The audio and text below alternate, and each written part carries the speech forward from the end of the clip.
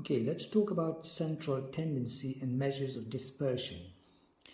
We may have a discrete random variable. The values here are discrete values. They are not continuous. Now, for such values, we may be asked to find the mode. The mode is the variable with the highest frequency. So we can see the mode is 7.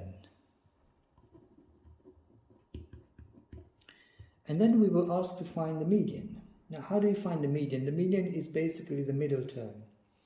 And for the median, I need to know which one is the middle value.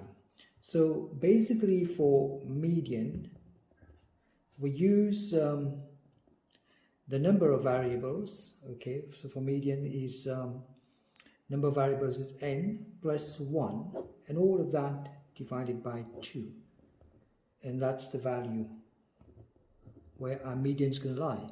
So basically for this information, I've got 1, 2, 3, 4, 5, 6, 7, 8.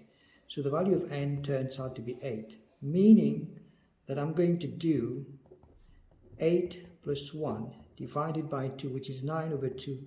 So the median is in the 4.5 position. Now 4.5 position means between 4 and 5. So that's between 4 and 5, basically. So we have to rearrange this information. We start from the smallest, and I've got 3. And then you've got 5. And after 5, I've got 6. After 6, I've got 7 and 2 of them. Then I've got 8, and I've got 9, and then 11. So let me count. 1, 2, 3, 4, 5, 6, 7, 8. So that's 8. And if we were to look at the 4.5 value, where is that position? 1, 2, 3, 4. Now that's the 4th position. And then here we've got the 5th position. So between the 4 and the 5th position, that's where the median is going to lie. So the median is here. So the median turns out to be 7 plus 7 divided by 2. And if I were to do this, I've got 14 divided by 2, which is then 7. So that's our median. And of course now finding the mean is not going to be something Herculean. It's kind of very easy. So we know that the mean is the sum, that is, we can say all the sum of the variables, so the sum of all variables. Okay, and we take that, we divide by the number of variables. So basically the sum of all the variables turns out to be 3 plus 7 plus 7 plus 9 plus 5 plus 8 plus 11 plus 6. So we divide by 8. So let's do that. So 3. Hang on just one moment. There we go. It should be 1. So good. 3 plus 7 plus 7 plus 9 plus 5 plus 8 plus 11 plus 6. Turns out to be 56. So we've got 56 over 8. 7. Turns out to be 7. So our mean basically now is 7. Okay, now let's talk about the range of a distribution. And when it comes to the range of a distribution, we're going to take the highest observation. So this is our highest observation.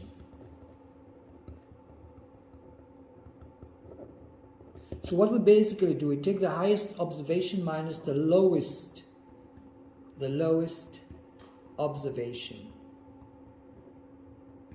So therefore the range will be the highest observation minus the lowest observation, which is then 13 minus 5, and our range turns out to be 8.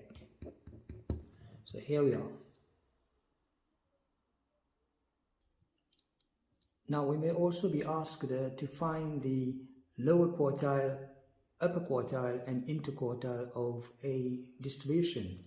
Now basically, if we want the lower quartile, which is LQ, is represented by 25% all the way through the distribution.